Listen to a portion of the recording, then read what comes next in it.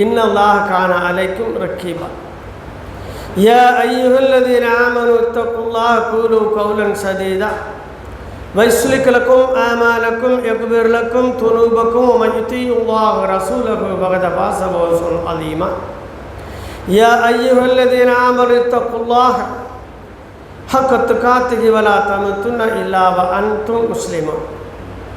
அல்லாஹும்ம ஸல்லி அலா முஹம்மதின் அலா ஆலி முஹம்மதின் கமா ஸல்லைத அலா இப்ராஹீம வ அலா ஆலி இப்ராஹீம இன்னக ஹமீதுன் மஜீத். அல்லாஹும்ம பாரிக் அலா முஹம்மதின் அலா ஆலி முஹம்மதின் கமா பாரக்த அலா இப்ராஹீம வ அலா ஆலி இப்ராஹீம இன்னக ஹமீதுன் மஜீத். அளவற்ற அருளாலும் நிகரற்ற அன்புடையனுமாகிய அல்லாஹ்வின் திருப்பெயரை கொண்டு இந்த ஜும்மாவின் உரையை ஆரம்பம் செய்கின்றேன். அல்லாஹ் ரஹ்மான் இந்த பூமியில் யாருக்கெல்லாம் ஹிதாயத்தை கொடுத்தானோ அந்த மக்களில் யாரெல்லாம் அல்லாஹ்வின் மார்க்கத்தை முறையாக பயின்று மார்க்க அறிவுடன் தங்களுடைய வாழ்க்கையை அமைத்து கொண்டார்களோ அந்த மேம்பட்ட மக்களில் உள்ளவர்களாக அல்லாஹ் நம்மையும் ஆக்கிவிட வேண்டும் என்று அல்லாஹ்வை ஆதரவித்தவனாக பிரார்த்தித்தவனாக உரைக்குள் செல்கின்றேன். அன்புக்குரியவர்களே, இப்போ நமக்கு மிக முக்கியமான விஷயமாக மத்திய அரசிலிருந்து எல்லாருக்குமே ஜும்மா டாபிக் தந்து 1 மாதம் ஆச்சு. பெரும்பாலும் நமக்கு ஜும்மா டாபிக் யார் தான் தாரா? ஒன்றிய அரசு தான் தருது. இப்போ நமக்கு தந்திருக்க டாபிக் என்னது? போன வாரம் கூட பேசப்பட்ட டாபிக் என்னது? வகுப்பு சொத்தை பற்றி. இன்று வெள்ளி, நாளை சனி, நாளைக்கு ஞாயிறு, இந்த 3 நாள்லையும் மிக பிரம்மாண்டமான ஊடகவியலாளர்கள், மிகப்பெரிய வழக்கறிஞர்கள், மிகப்பெரிய கல்விமான்கள் இவங்களெல்லாம் வைத்து எல்லா ஊர்களிலும் இந்த 3 நாட்கள்லையும் வகுப்பு சட்டத்தை பற்றி விளக்கவும் அந்த ஒன்றிய அரசினுடைய சூழ்ச்சி திட்டங்களை விளக்கவும் பொதுக்கூட்டங்கள்லாம் ஏற்பாடு பண்ணியிருக்கிறாங்க. அல்லாஹ்வுடைய மாபெரும் பெருமையான நேற்று உச்சநீதிமன்றத்தில் தாக்கல் செய்யப்பட்ட 100 வழக்குகளில் மிக முக்கியமான பெரிய கட்சிகளை சேர்ந்து 5 வழக்குகளை அவர்கள் விசாரணைக்கு எடுத்துக்கொண்டு 95 வழக்குகள் இதை சார்ந்த சார்புடைய வழக்கு என்பதனால் இந்த 5 வழக்கினுடைய தீர்ப்பையே உங்களுக்கும் போதுமானதாக இருக்கும் என்று 95 வழக்கு என்ன செஞ்சுட்டாங்க விளக்கிட்டு எல்லாரும் கூட்டு விசாரிக்க வேண்டான்ட்டு மிகப்பெரிய கட்சிகள், மிகப்பெரிய முக்கியமான ஆட்களுடைய வழக்குகளை மட்டும் விசாரித்து அல்ஹம்துலில்லாஹ் கிட்டத்தட்ட வெற்றி மாதிரி தான். மத்திய அரசு கடுமையான முறையில் உச்சநீதிமன்றம் மீண்டும் சாமானிய மக்களுக்கு நீதிமன்றத்திலே நீதி உரைப்பவர்கள் இன்னும் இருக்கிறார்கள் என்பதை நினைவூட்டும் விதமாக அதிரடியான நிறைய விஷயங்களை செய்கிறாங்க. மத்திய அரசுக்கு சரமாரி கேள்விகளை கேட்டிருக்கிறாங்க. இந்த சட்டம் முஸ்லீம்களுக்கு வச்சுருக்கிறீங்களா, கிறிஸ்தவருக்கு வச்சுருக்கீங்களா, இந்துக்களுக்கு வச்சிங்களா, இந்து அறநிலைத்துறையில் முஸ்லீம்களை போடுவீங்களா அல்லது கிறிஸ்தவர்களை போடுவீங்களா, கிறிஸ்தவருடைய சொத்துக்களை பராமரிக்கிறதுல முஸ்லீம்களையும் இந்துக்களையும் போட முடியுமா? அப்போ ஏன் முஸ்லீம்களுக்கு மட்டும் நீங்கள் இது மாதிரி பண்ணுறீங்க? இது சாதகமானதல்ல, பாதகமான சட்டம். இதை மறுபரிசீலனை செய்ய வேண்டும். அதுவரை இந்த சட்டங்களுக்கு நான் இடைக்கால தடை உத்தரவு பிறப்பித்து 1995 வகுப்பு சட்டத்துக்கு மேம்பட்ட சட்டம் எதுவாக கருதப்பட்டதோ அதையே இங்கு நான் தீர்ப்பாக தற்காலிகமாக உழைக்கிறோம் என்று வழக்கறிஞர் தெரிவித்தாங்க. முடிச்சுட்டு இன்னும் 1 வார காலம் கழித்து மீண்டும் வழக்கன் செய்யும் நடைமுறைக்கும். இது செய்தி. இப்போ நாம் என்ன ஒரு பார்க்கணும்னு சொன்னால், எப்போவுமே நாம் மறந்துடும் ஒரு விஷயத்தை. என்ன அப்படின்னா, பழைய காலத்தில் வைத்தியர்கள் எப்படி இருப்பாங்க தெரியுமா? நமக்கு நாடியை பார்ப்பாங்க. நாடியை பார்த்துட்டு இந்த நோய் எதனால் வந்துச்சு நமக்கு சொல்லுவாங்க. உங்களுக்கு என்ன நோய் இருக்குன்னு நமக்கு சொல்லுவாங்க. இப்போ உள்ள டாக்டர்ஸு நாடி பார்க்க மாட்டாங்க. மெடிக்கல் ஸ்டோரில் என்ன ஸ்டாக் இருக்குதுன்னு பார்ப்பாங்க. அதை பார்த்து எழுதிட்டு உங்களுக்கு என்ன செய்யுது நம்மகிட்ட கேட்பா முட்டா போயா. நோயாளிகிட்ட உங்களுக்கு என்ன செய்யுது கேட்குறவன் முட்டாள், அவன் டாக்டர் இல்லை. இதுபோல தான் இந்த சமுதாயம் சிறந்த முட்டாள் சமுதாயமாக இருக்கிறது. என்ன நடக்கு, இந்த பிரச்சனை எனக்கு ஏன் வந்துச்சுன்னே கண்டுபிடிக்கல. ஆரம்பத்தில் நமக்கு வந்து முதல் சட்டம் என்னது? பொதுச்சிவில் சட்டம் கொண்டாந்தாங்களா? கொண்டாந்து நிறைவேற்றிட்டாங்க. ஒரு சில மாநிலங்களில் அவங்களுடைய ஆட்சி இருக்கிற மாநிலங்களில் நடைமுறைக்கு கொண்டாந்துட்டாங்க. எல்லாம் நடந்துக்கிட்டு இருக்கு. அப்பவும் நாம் என்ன தான் செஞ்சோம்? பொதுக்கூட்டம் தான் போட்டோம். அடுத்து முத்தலாக் பிரச்சனையில் கை வச்சாங்க. அப்பவும் நம்ம பொதுக்கூட்டம் போட்டோம். அடுத்து இன்னும் அதுபோல் நிறைய விஷயங்கள் இருக்குது. இப்போ இறுதியாக வகுப்பு சட்டத்துக்கு போட்டிருக்காங்க. நமக்கு என்ன இருக்குது? அங்கங்கே முஸ்லீம் தெருவுக்குள்ளே பொதுக்கூட்டம் போட்டுக்கிடுவோம். நமக்கு எந்த அளவுக்கு திராணி இல்லை. பொதுவான இடங்களில் போய் பொதுக்கூட்டம் எல்லோரும் நடத்துவது கூட நமக்கு திராணி கிடையாது. நம்ம வீட்டு முன்னாலே மேடை போட்டுன்னு செய்வோம். பெரிய பெரிய ஸ்பீக்கர் வச்சு பேசிட்டு மாஷா அல்லாஹ் சூப்பர், எத்தனை வேன் வந்துச்சு, எவ்வளோ கூட்டம் வந்துச்சு, இதெல்லாம் பார்த்து எல்லாரும் முதுகில் தனக்கு தானே சபாஸ் சபாஸ்ன்னு பாராட்டிக்கிடுவோம். இது நான் பழைய கதையில் படித்த அந்த கதாசிரியர் சொல்வார், முட்டாள்களை எப்படித்தான் குறிப்பிடுவார். இவன் எப்படி தெரியுமா, தன்னைத்தானே முதியில் தட்டி பாராட்டிக் கொள்கின்றான் முட்டாளன்னு எழுதுவார். அந்த யாபத்தை வச்சு தான் அடிக்கடி சொல்லுவேன். நம்மளை நாமே பாராட்டிக்கிட்டது. நம்மளை யார் முதுகில் தட்டணும், அடுத்தவங்க தட்டி சூப்பர்ப்பா நல்லா பண்ணியிருக்கேன்னு சொல்லணும். நம்ம இந்த மாதிரி பண்ணுறதில்ல, ஆனால் நம்மளே தட்டிக்குவோம். இதுதான் இந்த சமுதாயத்தினுடைய யதார்த்த நிலை. இப்போ நம்ம இங்கே ஒரு செய்தியை உங்களுக்கு நான் பதிவு செய்ய விரும்புகிறேன். நான் வகுப்பு சட்டத்தை பற்றிலாம் விலாவாரியாக பேச விரும்பலை. ஆனால் ஒரு சில விஷயங்களை நாம் என்ன செய்யணும், தெளிவாக பார்க்கணும். அல்லாஹ் ரப்பல் ஆலமீன் 4வது அத்தியாயத்தில் 60வது வசனத்தில் கூட தான் அலம் தர இலல்லதீன யஸ்மஊன அன்னஹும் ஆமனு பிமா உன்சில இலைக்க வமா உன்சில மின் கப்லிக யுரீது ஐ யத்தஹாகஹும் இலா தாகூதி வகத் உமிரு ஐ யக்ஃபுர் பிஹி வ யுரீது ஷைத்தானு ஐ யுலிலுஹும் ஃபலம் பைதா. அல்லாஹ் ரப்பல் ஆலமீன் 4வது அத்தியாயத்தில் அருமையான ஒரு செய்தியை சொல்கிறான். என்ன தெரியுமா, நபியை இவர்களை பார்க்கவில்லையா? அல்லாஹ் சொல்கிறது யாரையெல்லாம் என்று பின்னால் அடுத்த சொல்லுதான். இவர்களை பார்க்கவில்லையா, உமக்கு இறக்கியப்பட்ட வேதத்தையும் உமக்கு முன்னால் இறக்கியப்பட்ட வேதங்களையும் நாங்கள் நம்பினோம் என்று கூறுகின்றார்கள். அப்போ இது யார்? முஸ்லீம்கள், யூதர்களிலிருந்து இஸ்லாத்தை ஏற்றுக்கொண்டவர்கள், கிறிஸ்தவர்களிலிருந்து இஸ்லாத்தை ஏற்றுக்கொண்டவர்கள், மொத்தமாக ஒரு யூனிட்டுக்குள்ளே வந்துட்டாங்க. முஸ்லீம் என்ற யூனிட்டுக்குள்ளே வந்துட்டாங்க. அல்ல அடுத்து சொல்லக்கூடிய முக்கியமான ஏனினும் சொல்கிறாங்க, அவர்களை தீர்ப்புக்காக தம் விவகாரங்களை யார்கிட்ட கொண்டு போகிறாங்க தெரியுமா, தாகூத்திடம் கொண்டு செல்கின்றார்கள். தாகூத்துக்கு ஒரு சில பேருக்கு தான் தெரியும். தாவூது நபி இல்லை, தாகூத் சைத்தானுடைய ஒரு பேர். சைத்தானுடைய ஒரு பேர் தாகூத். அதாவது விளக்கப்பட்டவன், வழிகேடின் பக்கம் அழைக்கக்கூடியவன் என்று பல பொருள்களை அடக்கிய தாகூத்தை கொண்டு செல்லவை விரும்பினார். ஆயினும் தாகூத்தை நிராகரிக்குமாறு தான் அவர்கள் கட்டளைப்பட்டிருந்தார்கள். ஆனால் இஸ்லாம் என்ன சொல்லுச்சு, நீ சைத்தானுடைய சொல்ல கேட்காதான் அவங்களை கட்டளை இட்டிருந்தோம். ஆனால் அதை கேட்காம சைத்தானிடமே தங்களுடைய தீர்ப்புகளுக்காக சென்றார்கள் என்று சொல்லிட்டு சைத்தான் அவர்களை முற்றிலும் வழிகெடுத்து வெகு தூரமான வழிகேட்டில் கொண்டு செல்ல விரும்புகின்றான். இதுக்கும் வகுப்புச்சத்துக்கு என்ன சம்பந்தம்? இதுதான் சம்பந்தம். எப்படி அல்லாஹ் என்ன சொல்லுதான், உங்களுக்கு என்ன பிரச்சனை வந்தாலும் இங்கே எங்கே வந்துடணும், உங்களுக்கு இறக்கிடப்பட்ட வேதத்தின்பால். நமக்கு இறக்கிடப்பட்ட வேதம் என்னது? குர்ஆன். அதன் பக்கம் வாங்க என்று அல்லாஹ் கூப்பிடுதான். நாம் எந்தெந்த விஷயங்களில் குர்ஆனை கொண்டு நாம் நம்மளோட வழக்குகளை தீர்த்துருக்கோம். கொஞ்சம் கவனமாக கேளுங்க.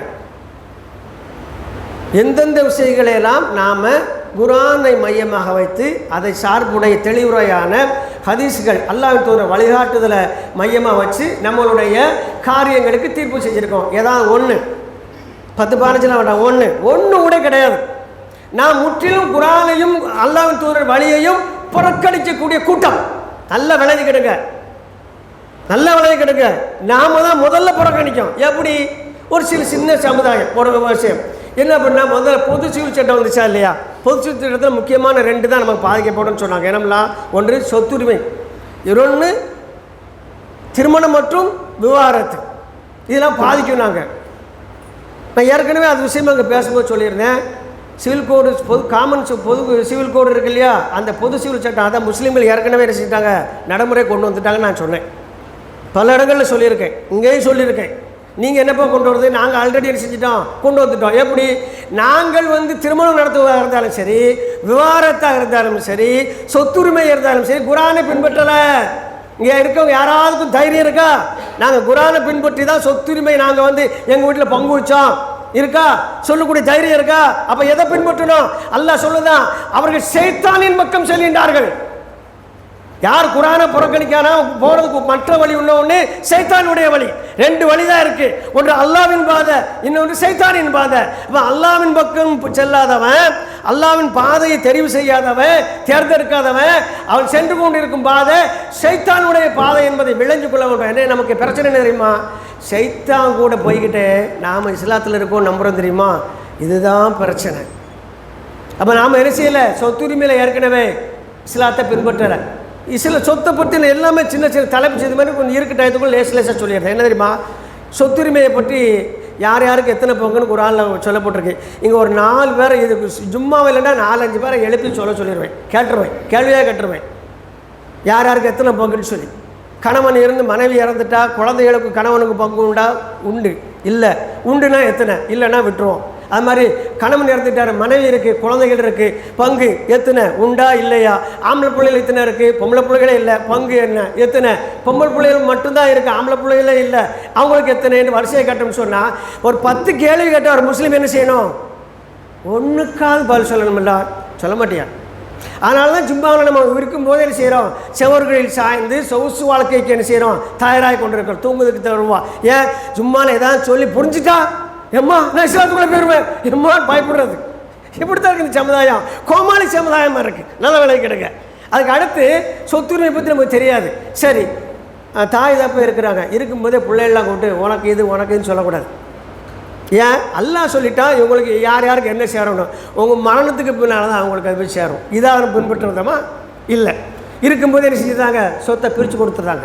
கேட்டால் பிள்ளைகளுக்கு சண்டை போடக்கூடாது. ஏன் சண்டை போடுது? மார்க்கம் தெரியாதனால சண்டை போடுது. மார்க்கம் தெரியாமல் யார் வளர்த்தா? நீ வளர்த்த. பிரச்சனை எங்கே? அப்போ யார்கிட்ட? ஒன்றிய அரசில் பிரச்சனை. சத்தியத்தை ஒத்துக்கிடுங்க. அறிஞர் அண்ணா முன்னாள் முதல்வர் சொல்வது, மாற்றான் தோட்டத்து மல்லிகைக்கும் மனம் உண்டு. எதிரிகையில் இருந்தாலும் பூ விஷத்தான் செய்யும். நம்ம உழைச்சி வாங்கின காசில் சோறு பொங்கி விஷத்தை ஊற்றினால் விஷம்தான். அது நம்ம காசில் வாங்கின விஷம்னா நமக்கு விட்டமின் மினரலாக மாறாது. விஷம் தான், நறுமணம் தான். யார் செய்தாலும் விளைவு ஒன்று தான். அப்போ அல்லாஹ் தெளிவாக சொல்கிறான், நீங்கள் அல்லாவின் பக்கம் அல்லாவின் சட்டத்தின் பக்கம் அழைத்தா சைத்தான் பக்கம் போறீங்களப்பா, இந்த மக்களை நபியை நீங்கள் பார்க்கலையா என்று அல்லாவின் தூதரை அழைத்து அல்லாஹ் செய்தி சுட்டி காட்டுறான். சரி, அதுக்கு அடுத்து திருமணத்திலேயே நாம் முஸ்லீம் திருமணம் நடத்துகிறோமா? போஸ்டர் வேணால் நபி வழி திருமணம் நடத்தலாம். 100 திருமணம் நடந்த ஒரு திருமணம். எனக்கு உதாரணமாக தௌஹீத்வாதிகள் சொல்லி கூடுறாங்களே, இங்கேயும் கள்ள தௌஹீத்வாதிகள் தான் நிறையா இருக்கிறாங்க. தாய் தகப்பன் விட்டு எல்லாம் வாங்கிடுறான். நாளை விடிஞ்சா கல்யாணம் 12 மணிக்கு முறுக்கு போட்டியார ஆட்டோவில் போகுது. இது செய்தி இல்லை, பார்த்தது. விடிஞ்சா கல்யாணம் 12 மணிக்கு எல்லோரும் படுத்துட்டாங்கன்னு கன்ஃபார்ம் பண்ணி ஆட்டோவில் முறுக்கு பண்ணி ஏற்றிட்டு போகிறாங்க. நான் இன்னொருத்தர் உட்காந்துருக்கோம், இது வழியாக ஆட்டோ போகணும். காலையில் மாப்பிள்ளை கேட்டால் எனக்கு தெரியாது. இதுதான் நிலைமை. இது யாருடைய? இந்த வரதட்சணை வாங்கக்கூடிய பழக்கம் யாருடைய பழக்கம்? பொண்ணு வீட்டில் வாங்கி கையை வலிச்சு நிற்கக்கூடிய பழக்கம் யார் பக்கம்? இந்த பிச்சைக்காரத்தனமான புத்தி உள்ள பழக்கம் யார்? இஸ்லாத்தில் உள்ள பழக்கமா? நீங்கள் வாங்கி திக்கிறீங்களே. பெண் வீட்டில் போய் நாங்களாம் கேட்க மாட்டோம், கேட்கலங்க எங்களை மொட்டை அடிச்சிடாதீங்க, எங்களை செய்ய வேண்டியதெல்லாம் செய்யுங்க, அதான் எங்களுக்கு கண்ணியை. ஏன் தெரியுமா? எங்கள் பொம்பளை பிள்ளைகளெல்லாம் எல்லாம் செஞ்சுருக்கோம். ஏன் என் மருமகன் பொட்டை, அவருக்கு எல்லாம் எங்கிட்ட வாங்கி தின்றுருக்கான் என்று நீங்களும் என் மகனை என்ன செஞ்சிருக்கான்? ஆண் மகனை கருதாதீங்க, என் மருமகனை போலவே நாங்கள் கொடுத்ததை போலவே அவனையும் பொட்டை கணக்கில் எழுதிக்கிறாங்க. கடுத்த வார்த்தை உரைக்கட்டும். கணக்கா சொல்றீங்க, நீங்க பொம்பளை பிள்ளை கொடுத்ததுக்காண்டி உன் பையனுக்கு வாங்குவீங்களா? சரி, இது இஸ்லாமா? திருமணத்தில் இஸ்லாத்தை பின்பற்றணுமா? விவாகரத்தை எப்போ விடணும், எப்படி விடணும் இஸ்லாம் சம்பந்தம் இன்னைக்கு வரைக்கும் தெரியாது. எதிராளி உட்காந்து கவனிக்கான், இவன் மார்க்க சட்டத்தை சரியாக பின்பற்றுதானா, எங்கேயாவது புற விட்டா நம்ம தலையை நுழைச்சிடலாமா? எப்படி தெரியுமா? நல்லா விளக்கிடுங்க. இப்போ நடக்க சம்பவம், ஆட்டு மந்தைகளுக்குள்ள ஆடு என்ன செஞ்சுக்கிட்டு இருக்கு, ஒன்றுக்கு ஒன்று முட்டி மோதிக்கிட்டு இருக்கு. வெளியில் இதை ஒரு ஓனாயும் நரியும் சேர்ந்து பார்த்துக்கிட்டே இருக்கு. ஒரு ஓனாயும் ஒரு நரியும். அப்போ அது சொல்லுது, உங்களுக்குள்ள பிரச்சனை போய் நான் தீர்த்துருந்தேன் அப்படின்னா என்ன அர்த்தம்? ஆடுகள் உயிரோடு இருந்தால் தானே பிரச்சனை, நான் உங்களை எல்லாம் சாப்பிட்ருவோம் அப்படின்னு அர்த்தம். இதுதான் இப்போ நடைமுறையில் நடக்கக்கூடியது. உண்மையிலே ஆடுகள் மேலே யார் பரிதாபப்படணும்? ஆடை மேய்க்கணும் தான் சண்டையை தீர்த்து விடுவான். நம்ம ஆடு மேய்க்கணும் நம்பலை. யாரை பார்த்தோம்? ஓனாயையும் நிறைய கொண்டாந்து பஞ்சாயத்து கூட்டம், ஒவ்வொரு ஆடாக காலியாகிட்டு இருக்கு. இதுதான் விஷயம். இதுதான் நம்மளுடைய யதார்த்த நிலை. அதோடு மட்டும் இல்லாமல் அடுத்து பாருங்கள், நம்ம செய்து அடுத்தடுத்து என்னமெல்லாம் பண்ணியிருக்கிறோம்னு சொல்லி. பொது சிவில் சட்டம் முடிஞ்சுதா? முத்தலாக் சட்டம் இன்றைக்கி வரைக்கும் முஸ்லீம்களுக்கு தலாக் ஏன் விடணும், எப்படி விடணும், எதுக்கு விடணும் தெரியாது. அதில் ஒரே ஒரு விஷயம்னு சொல்லுவேன், 3 தலாக் வெவ்வேறு காலகட்டங்கள் நமக்கு தெரியும். ஒரு சில பேர் தலாக்குன்னு சொல்லியிருக்காங்க, அவங்களுக்கு சில இடத்துக்கு சம்மந்தம் இல்லை, அவங்கள பற்றி நம்ம கவலையும் இல்லை, அவங்க அல்லாஹ் பால் சொல்லிடுவாங்க. ஆனால் வெவ்வேறு காலகட்டத்தில் விடக்கூடிய தலாக்குமை எப்படின்னு சொன்னால், முதல்ல தலாக் விடும் பொழுது அப்துல்லா இப்னு உமர் ரலியல்லாஹு அன்ஹு அவங்க அல்லாஹ் தூதரத்தை சொல்கிறாங்க, அல்லாஹ் தூதர் நான் என் மனைவியை தலாக் விட்டுட்டேன். ஏன் விட்டான்னா கேட்கல. அப்படியாப்பா விடும்போது மனைவி நிலைமை என்ன? தொழுகை உடையவளாக இருந்தாளா இல்லை தொழுகை இல்லாதவளாக இருந்தாளா கேட்குறாங்க. இல்லை ஏற்கனவே தொழுதுகிட்டு தான் இருக்காங்க. அவள் நீ உன்ட்ட தலாக் செல்லாது. அவளை அழைச்சி நீ உண்மையிலே தலாக் உடனுமான யோசனை பண்ணிக்கிட்டு உழுதாக இருந்தால் அவள் தொழுகையினுடைய தூரமாக இருப்பாள், வீட்டுக்கு விலக்கு தீட்டில் இருந்து விலகி குளித்து சுத்தமாகி என்று தொழுகை தொடங்குவாளோ அன்னைக்கு தலாக் சொல்லு. கன்ஃபார்ம் ஆகிடணும் அவன் சரியாக இருக்கான்பது நீ செய்யணும். அதுக்கப்புறம் அவனுடைய குடும்பம் நடத்துகிறாம நிலையில் அவன் குளிப்பு கடமையிலேருந்து விலகி தொழுகைக்குள்ளே வரும்பொழுது நீ செய்ய தலாக் சொல்லிவிட்டு அவளுக்கு இத்தா எங்கே தெரியுமா இருக்கணும்? உன் வீட்டில் தான் இருக்கணும். எங்கேயாவது ஒரு முஸ்லீம் அப்படி செஞ்சுருக்கம்மா? தலாக் கூட்டவங்கள மாப்பிள்ளை வீட்லேயே வச்சுருக்கம்மா இத்தா? ஒரே ஒரு சம்பவம் இந்தியா ஃபுல்லாக எடுத்துக்கிடுவோம். 20 கோடிங்க இந்தியாவில், 22 கோடிங்க முஸ்லீமு, 33 கோடிங்கிறாங்க. எத்தனை கோடி இருந்துட்டு போகுது? அந்த பல நூறு கோடிகளில் ஒரே ஒரு நபர் தலாக் கூட்ட தன் மனைவியை முதல் தலாக்கில் தன்னுடைய வீட்டில் இத்தாக்கு இருக்க வைத்தாரா? இத்தா இருந்திருக்கிறாளா? இல்லை, தலாக் செல்ல. இன்னும் சில பேர் எப்படி தெரியுமில்ல, கண்ணவன்ட்ட சண்டை போட்டு அம்மா விட்டு போயிருப்பாப்பில். ஒரு சில குடும்பங்கள் நடக்கும். நீ வராதா, அங்கே இருந்துக்கோ, ஏன் நான் உனக்கு தலாக் விட்டுறதேன் செல்லாது. இஸ்லாத்தை பற்றி நமக்கு தெரியலை, ஆனால் இஸ்லாத்தில் ஏதாவது குறை காணலாமா என்று உற்று நோக்கிய மக்களுக்கு நல்லா தெரிஞ்சு போச்சு இஸ்லாத்தை குறை இல்லை. ஆனால் யார்கிட்ட குறை இருக்குது? இந்த கள்ள முஸ்லீம்கள்ட்ட குறை இருக்குது. இஸ்லாம் தெரியாதவங்க. ஏன் கள்ள முஸ்லீம் சொல்ல தெரியுமா? டாக்டருக்கே படிக்காமல் ஆபரேஷன் அவன் யார்? டாக்டருக்கே படிக்காமல் டாக்டர் தொழில் பார்த்தா யார் அவன்? போலி டாக்டர், கள்ள டாக்டர். அது மாதிரி இஸ்லாமே தெரியாமல் முஸ்லீம் சொன்னவன் யார்? போலி முஸ்லீம், கள்ள முஸ்லீம். சில விஷயங்களை திரும்ப திரும்ப திரும்ப திரும்ப அடித்து சொன்னால் தான் கொஞ்சம் சரியாகும், வேறு வழியே கிடையாது. அப்போ இத்தா விஷயத்தில் நமக்கு தெரியல, அந்த நாலேஜ் இல்லை. தலாக் விஷயத்தில் நமக்கு நாலேஜ் இல்லை. எத்தனை இத்தா அது தெரியலை. இன்னும் ஒரு பெண்கள்கிட்ட ஆலிமாட்ட கேட்க, இத்தா கணவன் இறந்துட்டா ஒரு பெண் எத்தனை மாதமாக இத்தா இருக்கணும் அப்படி கேட்டு ஆலிமாட்ட அந்த அம்மா சொல்லுது 4 மாதம் 10 நாள் அப்படி தான் சொல்லியிருக்கணும். 3 மாதம் சொல்லிச்சு. தெரியலை. சமீபமாக பட்டம் வச்சுருக்கிறாங்க, அந்த பாடம் நடத்தலை. பிரச்சனை எங்கிறது ஆரம்பித்து தெரியுதா? பாடம் எங்கே சொல்லிக் கொடுக்கணுமோ அங்கே சொல்லிக் கொடுக்கல, தெரிய மாட்டேங்குது. வெளியில் வந்துருந்தாங்க. இவங்க மார்க்கத்தை எப்படி சொல்லிக் கொடுக்க முடியும்? கற்றுக்கொள்ளாத எப்படி கற்றுக் கொடுக்க முடியும்? ஆபத்து சமுதாயத்தில் அது விஷயமாக தெரியல, சொத்துரிமை தெரியல, பாவப்புரிமை தெரியல, திருமணம் தெரியல, விவாகத்தை தெரியல. வந்துச்சு சிவில் உரிமை, காமன் சிவில் கோடு வந்துச்சு. நல்லா விலைக்கு எடுக்க வர்றதுக்கு யார் காரணம்? நாம தான் காரணம். அதுக்கு அடுத்தாக்கில் பார்த்தீங்கன்னு சொன்னால் இப்போ சொத்துரிமை வந்திருக்கு. ஏன்னா எதில் வகுப்பு சொத்து வந்திருக்கு. வகுப்பு சொத்தை பற்றி ஒரு விஷயம் சொல்லியிருக்காளுங்க, அழகான ஒரு விஷயம். அல்லாஹ் சொல்லக்கூடியது தான். இன்னல்லாஹ யக்புருக்கும் அன் துக்துல் ஆமானாத்தி இலா அஹ்லிஹா வ இதா ஹக்கமுக்கும் பைன நாசி அன் தஹ்கும் பில் அத்ல்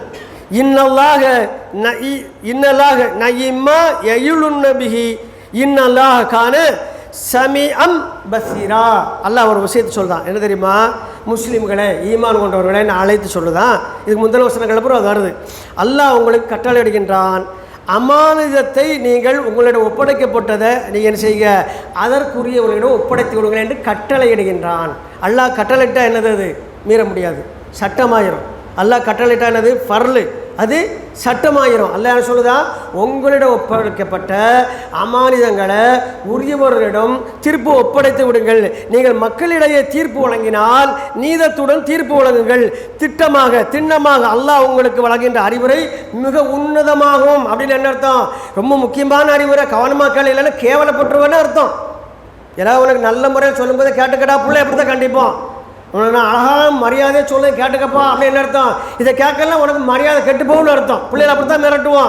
அல்லாஹ் சொல்ல நல்லா நான் சொல்லுறது கேட்டுக்கிடுங்க, இதில் தான் உங்களுக்கு உயர்வு இருக்குது, இதில் தான் உங்களுக்கு உன்னதம் இருக்குது, இதை கேளுங்க அப்படி சொல்லிட்டு அடுத்த அல்லாஹ் சொல்ல, அல்லாஹ் அனைத்தையும் செய்வனாகவும் உற்று நோக்குவனுமாக இருக்கின்றான் என்று அல்லாஹ் ரப்பல் ஆலமீன் சொல்கிறான்.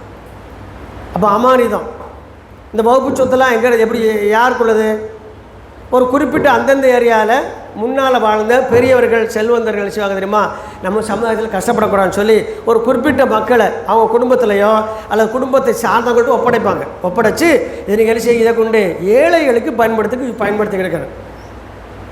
ஏழைகளுக்கு பயன்படுத்த எப்படி? பிளாட் போட்டு வைக்கிறதா? பிளாட்டு போட்டு விற்கிறதா? நிறைய பிரச்சனை நம்மளே காலி பண்ணிடுவான். இதான் நடந்துக்கிட்டு இருக்கு. இது வரைக்கும் வகுப்பு சொத்துலேருந்து எத்தனை ஏழைகள் பயன்பட்டுருக்குறாங்க. கரெக்டாக பாருங்கள், நம்ம பாரத பிரதமர் மோடி சொல்லும் பொழுது அழகாக சொல்கிறாப்புல. யார் சொன்னாலும் ஆயத்தல் குர்சி யார் ஓதுனாலும் ஆயத்தல் குர்சி தானே. அவர் ஆயத்தல் குர்சி சொல்கிறார், அழகாக சொல்கிறார். என்ன அப்படின்னா, வகுப்பு சொத்துக்கள் வச்சு முஸ்லீம் ஏழை மக்கள் பயன்படவே இல்லை. உண்மையா இல்லையா? உண்மை. அதனால் நாங்கள் அது சரி செய்ய போகிறோம். இதுதான் பிரச்சனை. அப்போ என்ன செய்யணும்? உங்களுக்குள்ள ஒரு டீம் அசைன் பண்ணுங்க, எங்களோட கனெக்டாக இருங்க. உங்களை அரசு கண்காணிக்கும். உங்களுக்குள்ளே சரியாக நீங்கள் பயன்படுத்தலை, நாங்கள் என்ன செய்வோம், உங்களை பிடிச்சிருவோம் அப்படின்னு சொல்லி என்ன செய்யணும் சொல்லணும். அதெல்லாம் நீங்களாம் வேலைக்கிடுங்க. எல்லாத்தையும் என்கிட்ட தாங்க நான் பை கொண்டாந்துருக்கேன், காலியாக தான் இருக்குது, இதில் போட்டுருக்கேன், நான் பார்த்துக்கிறேன் அப்படின்னு சொன்னேன். இது அறுத்தா தானே பூசணிக்காய் பிரச்சனை. முழு பூசணிக்காய் கொண்டு போனால் தெரியாது, தண்ணி உடையாது, அறுக்கலையா முழு பூசணிக்காய் போயிடும். இதுதான் இந்த சட்டம். அப்போ அவன் சொன்னது உண்மை, செய்ய போகிறது தப்பாக இருக்கலாம், சொன்னது உண்மை தானே. அதுக்கு இடம் கொடுத்தது யார்? சரி, வகுப்பு சொத்துக்கள்லாம் இருக்கு இல்லையா? இந்த வகுப்பு சொத்துக்கள் உள்ள எல்லா இடத்துலையும் பாருங்கள், முஸ்லீம்களை காஃபிராக்கிறதுக்குன்னே ஒரு சமாதியை வச்சுருப்பாங்க. உண்டா இல்லையா? நான் சொல்கிறது தப்புன்னு சொன்னால் என்கிட்ட நீங்கள் என்ன செய்யலாம்? உரிமையை கேட்கலாம், இல்லை விரோதமாக கேளுங்க, என்கிட்ட கேளுங்க, நான் சொல்லுறதே பதில். எல்லா இடத்துலையும் என்ன செஞ்சுருக்கோம்? ஒரு சமாதி வழிபாடு இருக்கும். இது இஸ்லாமா? அதை ஒழிக்கத்தானே அல்லாவோட தூதர் வந்தாங்க. அப்போ என்ன பண்ண, நான் சொத்தையும் கொடுக்க மாட்டேன், வந்தால் பாத்தியாக வதிட்டு போ. நீ பூவை கொண்டாந்து சமாதியில் போடு, நான் என்ன செய்வேன்? நீ பத்தியை கொண்டா எரி, நீ எண்ணெயை கொண்டா தலைமாட்டில் வச்சுக்குவேன், மையத்தோட தலைமாட்டில் வச்சுக்குவேன். நீ சக்கரை தான் என்ன செய்வேன்? அந்த பத்தியில் உள்ள சாம்பல் அள்ளி போட்டு உன் சர்க்கரையில் கலந்து தருவேன். ஒரு நல்ல சக்கரை பூரா எனக்கு. நீ வேலைக்கிழமை கலெக்ட் ஆகுது, மறுநாள் காலையில் பக்கத்து பெட்டி கடைக்கு போயிடும். உண்டா இல்லையா? எல்லா தரகா பக்கத்தில் உள்ள ஒரு பெட்டி கடை இருக்கும். அந்த பெட்டி கடைக்கு போவாங்க, நேற்று எவ்வளோ சக்கரை வந்துருக்கு கிழங்கு சொல்லுவாங்க.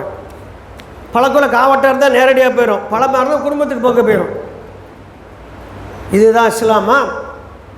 இதுதான் வகுப்பு சத்தை வைத்திருக்கக்கூடிய நிலைமை. இதில் நேரடியாக மறைமுகமாக பல பேருக்கு தொடர்பு இருக்கும், பங்குலாம் போகும். வாய் திறக்கப்படாது, ரொம்ப பேச நீ உனக்கு என்னன்னு வேண்டாம் அவனுக்கா அப்படி சொன்னோம். சிலவர் அதெல்லாம் சரியாக இருக்குப்பா, சூப்பர் பாண்டேஸ்வர், நான் சொன்ன மாதிரி முதல்ல கையை கொண்டு முதுவில் 4 அரை சூப்பர் சூப்பர் சபாஸில் அடிச்சுட்டு போகிறார். இதுதான் இந்த சமுதாயத்தினுடைய அவல நிலை. கடைசியில் என்ன வந்துச்சு? வகுப்பு சொத்துட்ட போகிறோம், நீங்கள் நிர்வாகம் பண்ணலை, நீங்கள் எதுக்கு போட்டுக்கிட்டு ஒரு சில குடும்பம் அறிவிக்க மொத்தமாக என்கிட்ட தந்துருக்கோம், நாங்களே என்ன செஞ்சுதோம் கொண்டு போகிறோம் சொல்லி நிற்கிறாங்க. அப்போ நமக்கு 2 வேலை இருக்குது. ஒன்று எதிரிட்டு இருந்து செய்யணும், சொத்தை காப்பாற்றணும். இன்னொன்று முட்டாள்கள்கிட்ட சரியான முறை சொத்தை பயன்படுத்த சொல்லணும். நாம் என்ன செய்வோம்? எதிரிட்டு போராடி ஜெயிச்ச உடனே நம்ம கடன் முடிஞ்ச வாங்கிடுவோம், கரெக்டாக பார்த்து வாங்கிட்டு தான் இருப்பான். யாரும் கொடுக்க மாட்டான், யாருக்கும் கொடுக்க மாட்டான். நீங்கள் இன்னும் ஒரு சில இடங்களில் வகுப்பு சொத்துக்குள்ள இடத்துல காபிர்கள் ரிஜிஸ்டர் பண்ணி வீடு கட்டி இருக்கிறாங்க. அவங்களை யார் விற்றா? வகுப்பு சொத்து கொடுக்கப்பட்ட நோக்கம் என்ன? இந்த சமுதாய மக்களுக்கு பயன்படணும். நீ யாருக்கு விற்றுருக்க? என்ன நடக்குது நம்மளை சுற்றி? தப்பு யார் மேலே? ஊர் 2 பட்டா கூத்தாடிக்கு கொண்டாட்டம். இதுதான் நடந்துக்கிட்டு இருக்க வழிய. ஒரே அடியாக நம்ம எதிராளி என்ன செஞ்சிட முடியாது. குற்றம் சொல்வதற்கான தகுதியும் உரிமையும் நமக்கு இல்லை. நம்ம வீட்டு பிள்ளை ஒழுக்கமாக வளர்த்துட்டா பிரச்சனை இல்லை. நம்ம பிள்ளை ஒழுக்கம் இல்லாமல் வளர்த்துட்டோம்னா 4 பேர் 4 விதமாக சொல்லத்தான் செய்வாங்க, எதிர்பார்த்துக்கிட்டு இருப்பாங்க. பெரிய யோகி மாதிரி பேசலாம், அவன் வீட்டிலே பார்த்தியா சொல்லத்தான் செய்வான், கோவப்படக்கூடாது. இப்போ தப்பு யார் மேலே? நம்ம வீட்டு பிள்ளை மேலே. அந்த பிள்ளை யார் வளர்த்தா? நம்ம வளர்த்தோம். அப்போ தப்பு முழு பொறுப்பு யார்? முதல் குற்றவாளி யார்? நான் தான் என்று ஒத்துக்கொள்ளணும். இதுதான் சமுதாயத்தினுடைய யதார்த்த நிலைமை. இதை நீங்கள் எப்படி புரிஞ்சுக்கிடுங்க, நல்லா விளக்கிடுங்க.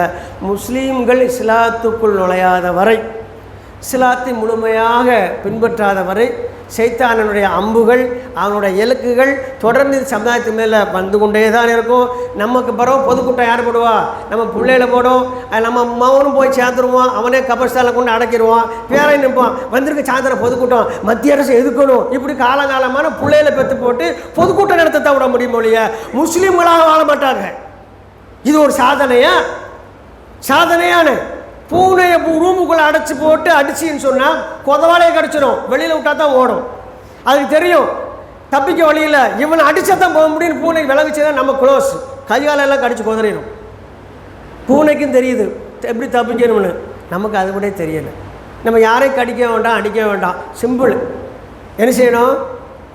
இஸ்லாத்தை நல்லா படித்து இனிமேல் அதுவும் சம்மந்தப்பட்டவங்கள்ட்ட பேசி சரி பண்ணுங்கப்பா என்று என்ன செய்யணும், அவங்களுக்கு அறிவுரை சொல்லி நமக்குள்ள ஒரு டீம் அமைச்சு, நமக்குள்ள எந்த கட்சி, எந்த அமைப்பு, எந்த இயக்கமும் சாராத, ரொம்ப முக்கியம், ஒரு மக்களை அமைச்சு அவங்களுக்குள்ள ஒரு பொதுநல சிந்தனையோட இருக்க மக்களை வச்சு இந்த சொத்துக்கள்லாம் எவ்வளோ இருக்குது, என்ன இருக்குது, என்ன செய்யலாம், அடுத்த திட்டம் என்ன, இது ஒரு வருமானத்துக்கு வழி உண்டாக்கும், அந்த வருமானத்தை வச்சு யாரை மேம்படுத்தலாம். இப்போ கூட பிறகு ரெண்டு பொம்பளைகள் வந்து நின்னாங்க, எங்கன்னு 2 பேர் நின்னாங்க. அதை மட்டும் சொல்லி முதல்வர் நேரம் 2 பேர் நிற்கிறாங்க.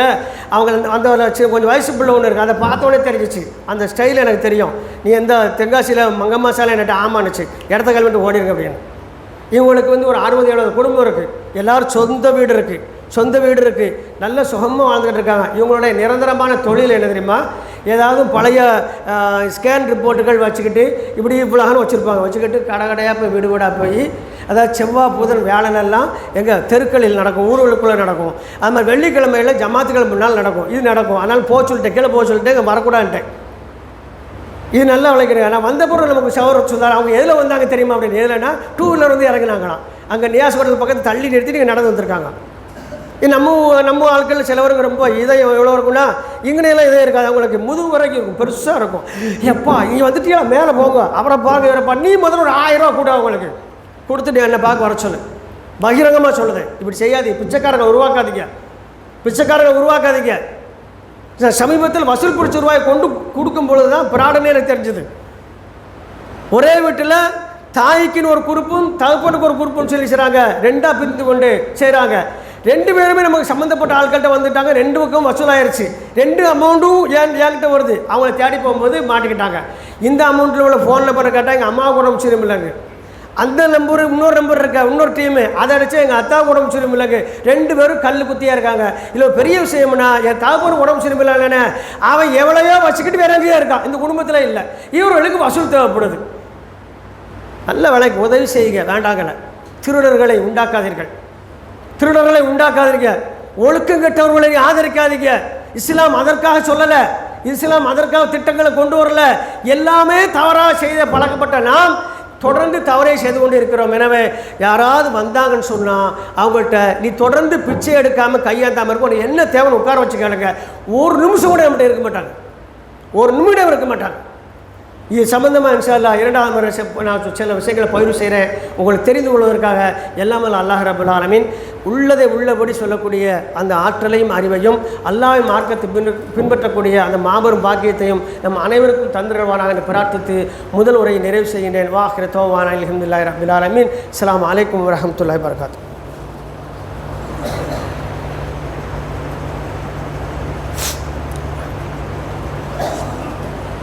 அல்ஹம்துலில்லாஹ். எல்லாம் வல்ல அல்லாஹ்வின் நல்லடியார்களே, அல்லாஹ்வினுடைய மாபெரும் கருணையினால் இந்த உலகத்திலேயே மிக கண்ணியமாக வாழக்கூடிய ஒரு மார்க்கத்தை நம்ம தந்திருக்கின்றான். ஆனால் அந்த உலகத்திலேயே இழிப்பிறவிகளாக இந்த சமுதாயம் ஒட்டுமொத்தமாக நம்மை மாற்றிக்கொண்டிருக்கிறது. காரணம், அல்லாஹ் தந்த மார்க்கத்தை விட்டு அல்லாஹ் கூறுவது போல ஷைத்தான் பின்னால் சென்று கொண்டிருக்கின்றோம். இதுக்கு ஒரே சொல்யூஷன் என்ன அப்படின்னா, இஸ்லாத்தை இன்றைக்கி என்ன செய்யணும், படிக்கணும். இப்போ எங்களுக்கு இஸ்லாமே தெரியாதான்னு கேட்டால் சத்தமாக சொல்லலாம், மெதுவாக சொல்லலாம், தெரியாது. தெரிஞ்சிருந்தா சமயத்தில் பிரச்சனைலாம் வரக்கூடாது தானே, தெரியும் நமக்கு. அல்லானா யாருக்கு தெரியும், அல்லாவுடைய பண்புகள் சொல்லலாம் தெரியாது. அல்லானா யாருக்கு தெரியும், அல்லாவுடைய ஆற்றலை சொல்லுங்கன்னா தெரியாது. அப்போ எப்படி அல்லாவை தெரியும் சொல்லுது? முஸ்லீம் மாற்று மத சகோதரர்கள் சொல்கிறாங்க, முஸ்லீம்களுடைய சாமி அல்லான்னு சொல்கிறாங்க. அப்போ அவங்களுக்கு அல்லாஹ் தெரியுது தானே, அந்த அளவுக்கு தான் நமக்கும் தெரியுது. ஒரு சில பேர்கள் விதிவிலக்கு அல்லாஹ் உங்களை அருள் செய்யட்டும், அப்படியே விட்டுறாதீங்க. நீங்கள் இஸ்லாத்தை முறையாக கல்வியாக நீங்கள் பயின்று குறைஞ்சபட்சம் குடும்பத்தையாவது நரக நெருப்பிலிருந்து காப்பதற்கான முழு முயற்சி செய்யுங்க. இப்படியே இருந்துட்டேன்னு சொன்னால் சேர்த்து வைத்த சொத்துக்கள் நம்ம குடும்பத்துக்கு விட்டுட்டு போகிறோமே, இது மறைமை நாளில் நமக்கு பயன் தரவே தராது. ஏன் வச்சுக்கோ, பிள்ளைகளுக்கு ஈமானை சொல்லிக் கொடுத்து இஸ்லாத்தை கற்றுக் கொடுத்துட்டோம்னு சொன்னால் மறுமையில் அவங்களுக்கு நமக்கு என்ன செய்வோம், அது நன்மையை தரும். இந்த 2 விஷயத்தில் கவனம் செலுத்துங்க.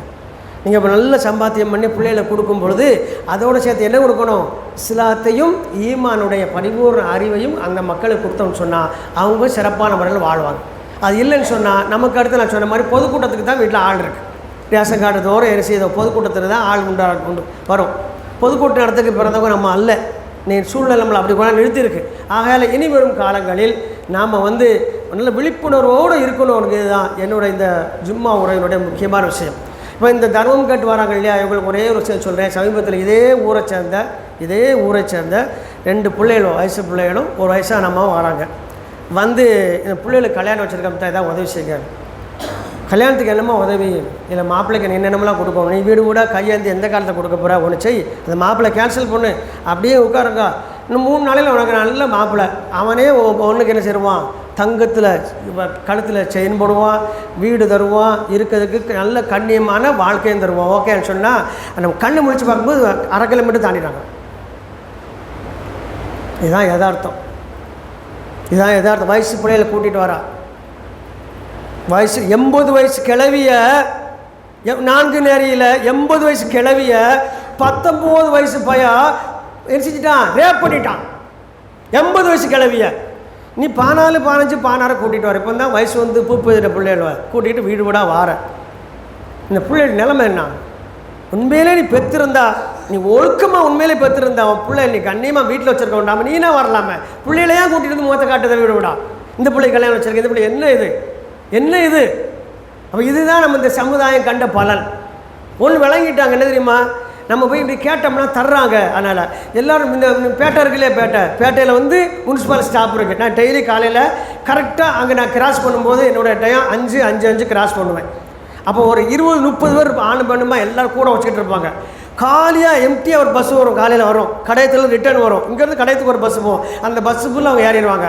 எல்லோரும் அவங்கவுங்க ஆஃபீஸுக்கு போகிறாங்க. எல்லாருமே அமெரிக்காவுக்காண்டி ஒர்க் பண்ணுறாங்க. அவங்கவுங்க ஏரியாவில் போய் இறங்கி அந்த ஆஃபீஸ் இருக்கும். என்ன ஆஃபீஸு? பிச்சை எடுக்க ஆஃபீஸு. அங்கே இறங்கி பிச்சை எடுத்துகிட்டு ஆஃபீஸில் அவங்களுக்கு 3 மணிக்கு தொழில் முடிஞ்சிடும். நீங்கள் போகணும்னு அமெரிக்காவில் ஃபோன் பண்ணிடுவான் ட்ரம்மு. உடனே அவங்க பஸ்ஸில் வரும்போது 500 முதல் 1000, 1500 கலெக்ஷன். மாத வருமானம் பாருங்கள். இங்கே இருக்க கடை ஓனர்களை தவிர வேலைக்கு இருக்கவங்களுக்காக்க உங்களுக்கு சம்பளம் அதிகபட்சம் எவ்வளோ இருக்குது? யாருக்கா 30,000 இருக்கா, 45,000 இருக்கா? பிச்சைக்காரி சம்பளம் கூட நமக்கு இல்லை அப்படின்னு நினச்சிக்கிட்ட வேண்டியதுதான். காலையில் ஒரு குறுப்பு கிளம்புது. நான் ஒரு நாள் நிறுத்தி சம்மந்தப்பட்டவட்ட எல்லாம் டீட்டெயிலாக விசாரிச்சுட்டு 5 நிமிஷம் லேட்டாக விட்டு கேட்டால் கையாலெல்லாம் கெடுக்கெடுன்னு ஆடிச்சு. சமுதாயம் எந்த அளவுக்கு ஆயிடுச்சு பார்த்தீங்களா? எவ்வளோ ஒரு ஃபோர்ச்சரி. நல்லா நடப்பா, பஸ்ஸில் இறங்கும்போது நானே முண்டி ஏறிச்சு இறங்குவா, பஸ்ஸிலேருந்து இறங்கும்போது முட்டுக்கால் பிடிச்சிட்டு நடக்கான். எனக்கு எங்கே போய் சொல்ல இந்த சமுதாயத்தை? நான் கேட்குறேன், அவங்க செய்த தவறு தான். அவங்கள மட்டும் விட்டுட்டு இருக்க முடியாது தானே. இதுக்கு முதல் குற்றவாளி யார் தெரியுமா? இந்த வீணா போன ஜமாத். அந்தந்த ஜமாத் இந்த அம்மா இறந்தா எங்கே அடக்குவானோ, அந்த மையவாடியை யார் வச்சுருக்கானோ, அந்த மையவாடியை யார் உரிமையாளனோ, யார் பொறுப்பாளனோ, அந்த மடையன்தான், அந்த மடப்பைய தான் இந்த அம்மாவுக்கு பொறுப்பு. ரசூல் ஸல்லல்லாஹு அலைஹி வஸல்லம் நின்னான்னு சொன்னால் பார்ப்பாங்க. அப்படியே பார்த்துட்டு தொழுவு முடிச்சோடனேப்பா இன்னும் நேரம்லாம் ஜமாத்துக்கு வரலையான்னு கேட்பாங்க. தலைவர் அவர் நம்ம தலைவர். ஒவ்வொரு தொழிலும் செக் பண்ணுவாங்க. இன்னும் நேரம் வரலையப்பா. குறிப்பாக ஒரு சவரம் 3 நாள் வரலனாலும் வீட்டுக்கு ஆளாக அனுப்புனாங்க. அது வேறு பெரிய சம்பவம். அது ஒரு நியாயமான காரணம். அதுக்கு பின்னால் மிகப்பெரிய ஒரு நமக்கு அறிவுரை இருக்குது. ஒரு ஆளை அனுப்பி கூப்பிட்டு வந்தாங்க. அவர் அழுதுகிட்டே தான் வந்தார். வந்து அல்ல ஒருத்தர் வராத காரணம் சொல்கிறார். அது வேறு சம்பவம். தெரியுதா? அது இந்த மாதிரி நம்மகிட்ட இருக்கா? தொழலைன்னா முஸ்லீம் இல்லை. அப்போ உங்கள் ஜமாத்தில் எவ்வளோ பேர் தொழுகிறாங்க?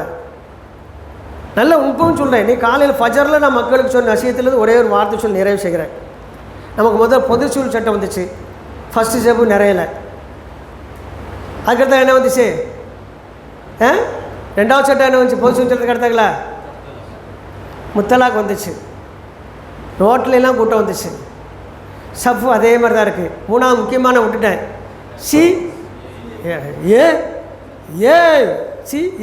நான் இவன் எம்மா என்னை பிடிச்சிக்கொண்டு அகதி மேலே போட்டுருவா. அப்போ கூட சொன்னேன், உங்களை அப்படியாவது ஒரு அகதி மேலே போட்டு அங்கேயா ஜமாத்தா தொழுவங்களாடா. அகதி மேலே எங்கேயா போக முடியுமா? முடியாது. அங்கனே கூட்டத்தை போட்டு அங்கனே அந்த டென்ட்டுக்குள்ளேயே ஒது செஞ்சுட்டு திருக்க தண்ணியில் தொழுதுகிட்டு இருக்கும்போது சாவுங்களே நீங்கள். அப்படியே உண்மையே இல்லையா?